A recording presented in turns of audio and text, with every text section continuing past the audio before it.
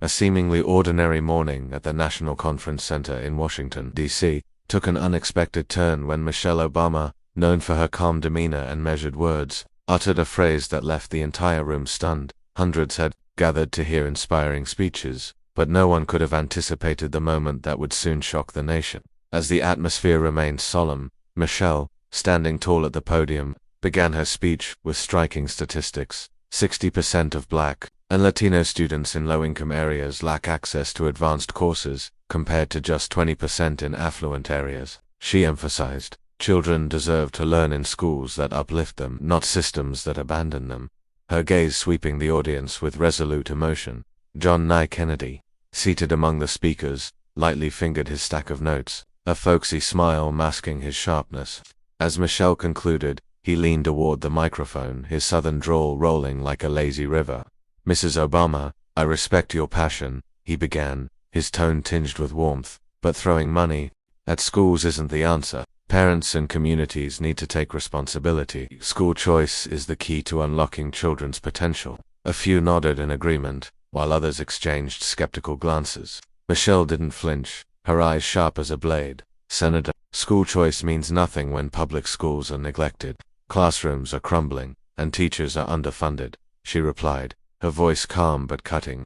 "Data shows voucher programs often drain public school budgets, putting poor children at a disadvantage. How do you explain that?" Kennedy leaned forward, his smile briefly tightening. "I don't deny the challenges, Mrs. Obama," he said, his tone shifting to a homespun drawl. "Blaming the system is too easy.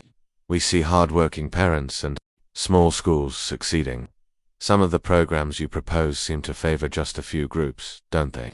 Michelle gripped the podium tightly, her eyes briefly darkening. She remembered the days in Chicago's South Side, where schools were underfunded and her friends struggled to rise above. Kennedy's words cut like a knife, not just attacking her but dismissing the hardships she had witnessed. "Senator," she responded, her voice rising slightly, "when you say a few groups, you're ignoring the truth. Schools in Black communities receive 3 times less funding than those in white areas. That's data, not emotion. What's your plan to change that?" The room fell silent, the weight of her question spreading. Kennedy sat up straighter, his fingers no longer tapping the table. "I support fairness," he said, his voice lower, "but not by throwing money recklessly. We need discipline and family values, not just budgets from Washington."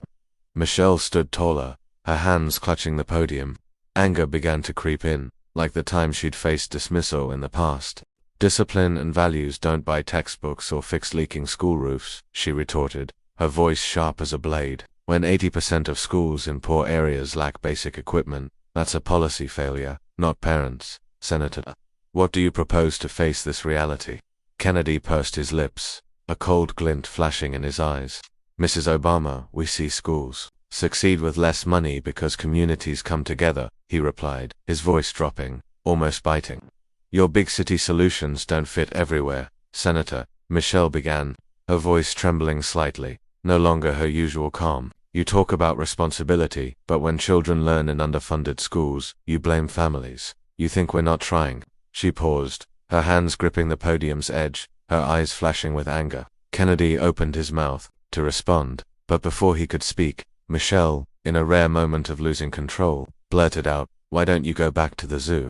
The words hit like a small explosion, echoing through the microphone and cutting through the room's silence. Time seemed to freeze. A staff member in the corner dropped a pen, the clatter ringing in the still air. An audience member in the front row covered their mouth, eyes wide. The C-SPAN camera quickly panned to Michelle, then Kennedy, capturing the fateful moment. Michelle stood frozen, lips pressed tight, immediately aware of what she had just said. Her hands trembled slightly, not from fear but from realizing she had crossed a line she always avoided. Kennedy, sitting a few meters away, didn't blink. His face remained impassive, but his eyes glinted with a sharp edge, as if weighing every option in a split second. The audience held their breath, bracing for a fierce retort, a biting counterattack. But Kennedy did something no one expected. He leaned toward the microphone, his southern drawl slow, almost gentle. "Mrs. Obama, I don't think that's the real you. We learned to speak plainly without resorting to insults, so let's keep going for the kids waiting on us." No anger, no personal attack, just an almost astonishing calm. a composure only those weathered by media storms and political battles could possess. Kennedy didn't fire back with barbed words or raise his voice, as others might to score points. On camera, he simply looked up, his steady gaze sweeping the room. We can disagree, but I believe the public deserves to see more mature discussions, not because I'm right or you're wrong, but because this country is tired of pointless bickering. His words landed like a slow beat in a frenzied symphony. Strange hush fell over the room, not the silence of confusion but of surprise. A few scattered claps broke out, not from agreement but from astonishment at his deftness, his poise, and the way he turned an attack into an invitation for dialogue. In the back row, a reporter typed furiously on their phone, head down, lips pressed together as if suppressing excitement. A message was sent instantly. Kennedy just turned a divide into a bridge. At the podium, Michelle still stood. She took a deep breath, steadying herself. For a moment, under the lights, she looked as though she had just swallowed a shard of ice. No, she didn't apologize. She wouldn't allow herself to, not after everything she'd overcome to stand here. But her voice, when it rose again, carried attention. The audience instantly felt it. Senator, she said, her gaze unflinching, I'm not here to bicker with you. I'm here for the millions of kids out there, the children forgotten by this system every day. If you truly care, as you claim, then offer solutions, specific ones, right now. Her words were sharp as a blade, but in that sharpness, they lacked the softness needed to shift the moment. It felt more like a defensive retort than a counterstrike, and the audience, already swayed by Kennedy's composure, now began to waver. In that moment the past flooded Michelle's mind, and, merciless, she saw herself as a child, clutching her mother's hand in a dim meeting room, hearing talk of standards appropriate for the community. She remembered the skeptical looks, the belittling remarks from her student days, never spoken outright, but always lurking behind a thin smile. She was used to proving herself, but this time, she felt clearly and painfully that she had lost something vital. Not just the upper hand but control of the conversation. Kennedy sat still. He didn't budge, as if everything unfolding was part of a script he'd already prepared. He gave a slight nod to his aide, an almost unconscious gesture, but his eyes stayed locked on Michelle, devoid of mockery or chilling focus. He understood the weight of this moment. His aide leaned in, whispering just low enough for only him to hear, Senator, you handled that brilliantly. Kennedy didn't respond. He only offered a faint smile, not one of triumph, but of someone who knew they'd gained a strategic step. No need to shout, no need to raise his voice, just the right timing and approach. He knew this moment, recorded and broadcast live, would travel further than any statement. Michelle, still standing tall, felt the weight of the situation. She knew she'd let emotion take the lead, and though she didn't apologize, she resolved to press on. Let's get back to the issue, she said, her voice clear, pivoting to a new question about education funding. But the audience was no longer focused on the data. They were caught up in what had just happened, Michelle's insult and Kennedy's response that left the nation stunned. At an educator in the front row, an older woman with silver hair jotted down quickly. Kennedy did what few politicians can, turned conflict into opportunity. In the corner, a CNN reporter sent a text. This story is hitting the front page. The cameras kept rolling, as if aware that this moment wasn't just a controversy, but an event that would shift the nation's perspective. Michelle, though unshaken, felt the pressure of the audience's gaze. She knew she had lost the advantage, but she didn't back down. She pressed on, her voice growing firmer, as if to prove she was still here, still fighting for a greater cause. Kennedy, in contrast, sat calmly, his eyes steady, as if aware he had earned the respect not only of the room but of a nation watching. He sat upright, hands resting lightly on the table, his gaze fixed on Michelle but devoid of hostility. He cleared his throat, the microphone carrying his warm, low tone, his southern drawl like a stream flowing over stones. Mrs. Obama, he began, his voice was slow but magnetic. I grew up in a small town where folks learn to speak true and act true. The words you said, I believe, aren't the real you, but America's kids need us more than these spats. I invite you to Louisiana, to the schools I know, to find ways to help those kids, not with arguments, but with action. The audience, who had arrived expecting a fiery clash of fierce collision between two towering political figures, fell into a stunned silence. No one anticipated that Kennedy, known for his sharp wit and occasional coldness, would respond with such unexpected calm. Not a single jab, not a single defense. He simply turned the attack into a weighty call to action. I'm not here to win with words, he said, his voice low, each word landing like a mark in the air. I'm here because this country needs bridges, not deeper divides. In that moment, the room filled with people braced to cheer, whistle, protest, or shout suddenly went quiet. Then, like a spreading reflex, applause erupted from the left side of the audience, rippling across the rows. It was not the applause of victory but of astonishment or wordless acknowledgement. Kennedy had risen above, not with force but with composure and wisdom. In the back corner, a young journalist squinted at their screen, fingers flying over the keyboard. They typed a quick headline. Kennedy just turned the tables not with rhetoric but with stature. At the podium, Michelle still stood, chin slightly raised, shoulders squared. She didn't retreat, she never had. She had walked into rooms as the only black woman. She had faced barbs disguised as politeness. She was no stranger to pressure. And this time, she didn't apologize, not out of pride but from a deep conviction that her reaction was a voice from the heart, a response born of years enduring insinuations and invisible stereotypes that Kennedy, whether unintentionally or deliberately, had just rekindled with a vague comment. But she couldn't ignore the shift in the air. Gone was the absolute empathy of the early moments. Kennedy had regained control of the rhythm when she spoke. Her voice, though still steady, had changed slightly. "Senator," she said, her eyes still bright, but the fire of anger extinguished. "I didn't come here to perform. I came to talk about education, about the kids this system abandons every day. If you're as serious as you claim, then please don't invite me to collaborate. Show me a concrete plan right now." Her words were firm. A few in the audience nodded, those who still believed in her, in the fire within her. But most gazes had shifted, no longer unconditional admiration. Instead, there was scrutiny, curiosity tinged with doubt. In Michelle's mind, a quiet surge rose. She recalled organizing workshops in dilapidated schools on Chicago's South Side, where kids arrived hungry with tattered books. She remembered talks that took months to get approved. She recalled the whispers of single mothers in dim hallways. If only someone cared. And now, on this national stage, she wouldn't allow herself to falter. But she couldn't deny it. Kennedy had done something she hadn't expected. He'd changed the stage, and in doing so, he'd changed the story. Michelle took a deep breath, briefly tilting her face to keep her voice steady. She pivoted, determined to reclaim her space.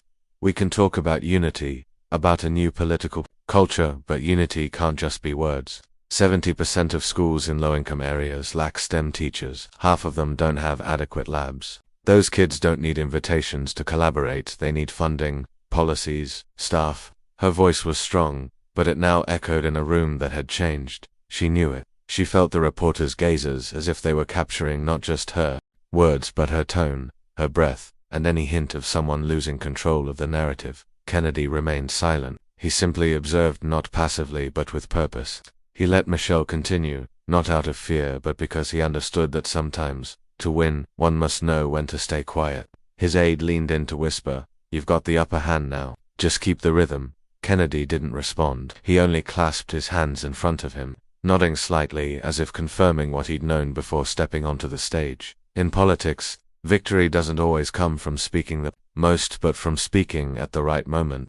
Kennedy, in contrast, appeared unruffled. He jotted a quick note in his notebook, then looked up, his eyes gleaming as if he knew he was in the lead.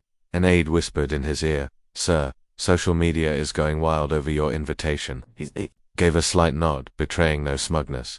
Instead, he stood up, a rare move in such forums, and said, "If I may add something, in Zachary, I've seen small schools with little money still produce outstanding students, not because of budgets, but because of community. Mrs. Obama, I don't want to argue. I want you to see what we're doing, and maybe we can learn from each other." Michelle felt the pressure. She stood still, hands resting lightly on the podium, her gaze sweeping the audience. She knew she couldn't respond with another insult, but she also didn't want to concede. "I appreciate the invitation," she said, her voice low but clear, "but I'm here to talk about national policy, not a tour. If you want action, support the bill to increase education funding." The audience, already swayed by Kennedy, found her response lacking connection. Kennedy sat down, his eyes calm but brimming with confidence. He knew he hadn't just avoided a quarrel but had turned it into a chance to shine. His aides, standing in the wings, texted the communications team, "Prepare a statement. We need to capitalize on this moment." Michelle, still resolute, felt the shift in the room.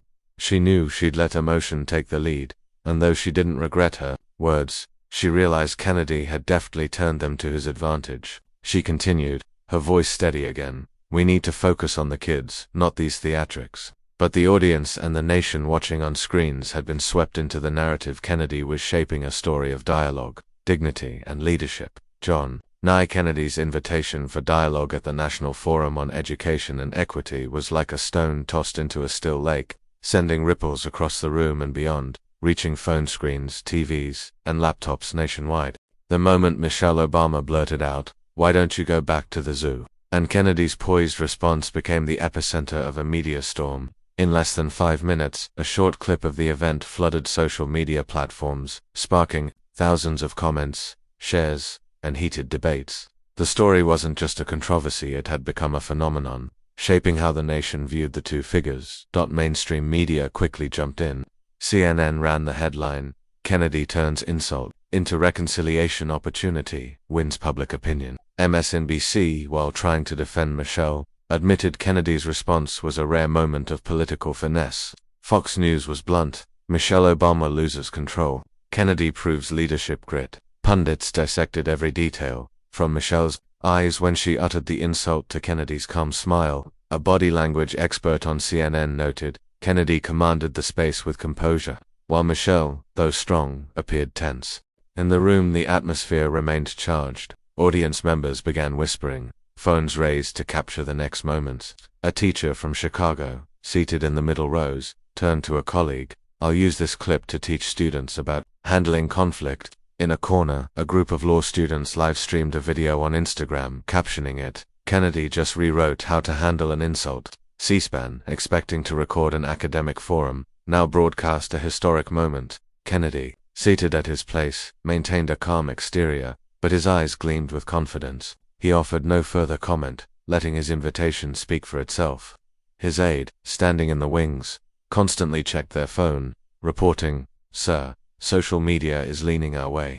They're calling you the winner." Kennedy merely nodded, jotting a quick note as if he'd anticipated the impact. He knew he hadn't just dodged a verbal sparring match but had turned it into a springboard, elevating his image as a leader above the drama. Michelle, in contrast, faced a rising tide of criticism. She sat back at the podium, focusing on her notes, trying to steer the discussion back to education. "We need to talk about the 30% of students without basic textbooks," she said, her voice firm but lacking its earlier pull. The audience listened, but their minds were still caught in the earlier moment. Some supporters nodded, but most of the audience and those watching via live stream were swept up in the narrative Kennedy had deftly shaped. Online, conservatives hailed Kennedy as a symbol of calm and intelligence. One account wrote, "Kennedy didn't just beat Michelle, he won the whole room." Meanwhile, progressives were divided. Some defended Michelle, she spoke the truth. Why apologize? But others, even longtime fans, expressed disappointment. An Instagram post remarked, "Michelle is strong, but not apologizing was a mistake. Kennedy handled it too well." At a school in Atlanta, a teacher showed the clip to her 12th grade students, pausing after Kennedy's response to ask, "How do you turn a bad situation into an opportunity?" The students discussed eagerly, most agreeing Kennedy had done just that. At a coffee shop in Seattle, a group of young people watched the clip on a phone. One said, "I don't like Kennedy's politics, but I've got to admit he handled it like a pro." Meanwhile, Kennedy's communications team seized the moment. They posted from his official account, strategically framing the narrative to cement his leadership image. The ripple effects of that single moment continued to spread, reshaping perceptions and conversations across the nation. Today, I invited Mrs. Obama to Louisiana to work together for kids. Education matters more than drama. The post garnered tens of thousands of likes, reinforcing Kennedy's image as a forward-looking leader. Michelle's team, in contrast, chose silence, issuing no official comment. One of her aides texted, "We should focus on the education message, but social media is leaning toward Kennedy." Michelle, though resilient, felt the weight of public opinion. In her mind, she recalled past criticisms from attacks as First Lady to articles distorting her image. She reminded herself that her goal was education, not winning an argument. But she also knew that not apologizing had cost her the support of some in the audience who expected more softness from her. The wave of controversy continued to surge across online platforms after the National Forum on Education and Equity, where Michelle Obama's insult, "Why don't you go back to the zoo?" and Senator John Neely Kennedy's masterful response shook public opinion. Michelle, resolute in not apologizing, now faced a growing tide of criticism from social media to television, but she didn't waver. Instead of retaliating or conceding, Michelle chose her own path, focusing on her education, mission, and standing firm, even as Kennedy's spotlight overshadowed her in the room. After Kennedy concluded his call for unity, Michelle returned to her seat, her eyes focused, hands quickly flipping through her notes. She knew public opinion was tilting toward her opponent, but that didn't deter her. She stood again, her voice ringing out like a declaration. We're not here to play media games. Millions of kids are learning in underfunded schools, and I won't stop talking about that. She proposed a specific planner bill to increase funding for schools in poor areas by 20%, with a focus on STEM education. Her words were sharp, but the audience, still captivated by Kennedy, offered only scattered applause. Outside the room, Michelle pressed on with her work. She hosted an online workshop through the Girls' Opportunity Alliance, connecting with educators and students nationwide. During a live stream, she shared, "I'm not here to argue who wins or loses. I'm here to ensure every child has a chance to learn." Her words resonated with a loyal group of supporters, but online they were overshadowed by posts praising Kennedy. One account wrote, "Michelle is still strong, but Kennedy stole the show." Public opinion remained divided. Some of Michelle's supporters sent letters to her office. A letter from a student in Detroit read, "Thank you for not backing down. You speak for us, the unheard." A woman from Harlem emailed, "You don't need to apologize. You spoke the truth." These words of encouragement, like small flames, kept Michelle's spirits high. But online, videos focused on Kennedy, with comments like, "He turned drama into action. Michelle needs to learn." Criticism over her refusal to apologize grew, diminishing her influence. Michelle recalled her days in Chicago's South Side when her mother taught her that dignity doesn't need to shout to be recognized. "I wasn't wrong to stand up for kids," she told herself, "but I know I let emotion take over." She didn't regret her words, but recognized that not apologizing had cost her some public support. Still, she chose to move forward. In a brief post on the Girls' Opportunity Alliance website, she emphasized, "Education doesn't wait for perfection. It demands action, and I won't stop." The post garnered thousands of shares, but most comments still revolved around Kennedy. Kennedy, meanwhile, appeared at a school in Baton Rouge, meeting students and teachers, emphasizing his commitment to dialogue. "I'm not here to criticize anyone," he told the press, his voice sincere. "I want to work even with those who disagree with me." An image of him shaking hands with a black student went viral, reinforcing his image as a conciliatory leader. An Instagram post from his office read, "Senator Kennedy, education is a bridge, not a battlefield." The media continued to praise Kennedy. A New York Times article remarked, "Kennedy turned a tense moment into a lesson in leadership," while Michelle Obama, though steadfast, was caught in controversy. A YouTube commentator with millions of followers analyzed, "Michelle represents strength, but Kennedy represents wisdom. He knew how to turn an insult into an opportunity."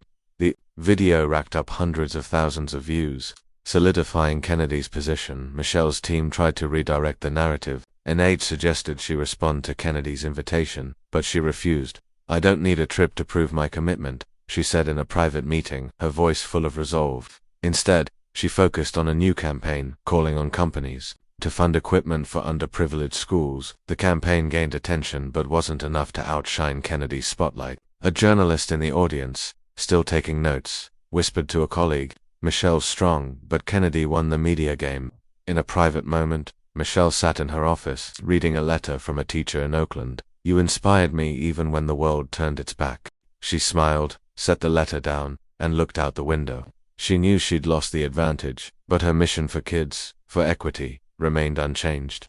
Kennedy, with his deafness, may have won public opinion, but Michelle resolved to press on. Though the road ahead was now more challenging than ever, the National Forum on Education and Equity had concluded, but its echoes reverberated across America. Michelle Obama's insult, "Why don't you go back to the zoo?"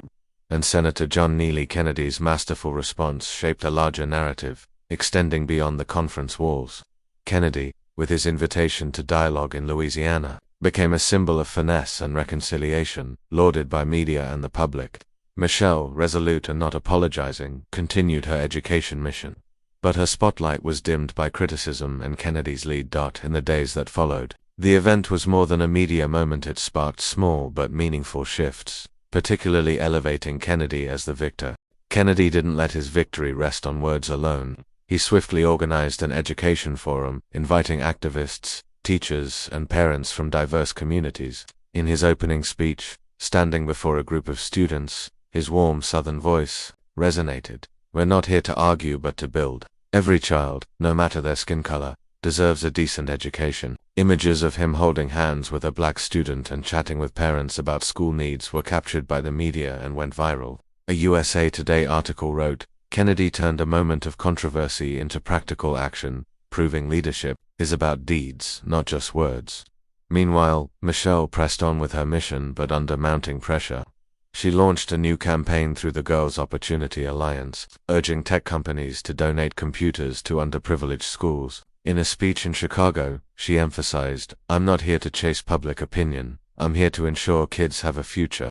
Her voice was strong, but the audience, though respectful, no longer offered the absolute admiration of before. Some fans still supported her, sending letters of gratitude. "Mrs. Obama, thank you for not bowing to pressure," a teacher from Philadelphia wrote. But criticism over her refusal to apologize lingered. An Instagram post commented, "She's strong, but Kennedy was savvier. She should have engaged in dialogue." The event also spurred small changes in the education community. A coalition of schools nationwide, inspired by Kennedy, updated their codes of conduct, emphasizing respect and dialogue in debates. A California congressman, inspired by Kennedy's forum, proposed a dignity and education resolution, calling for leaders to prioritize unity. The resolution passed without opposition, crediting Kennedy as its main inspiration.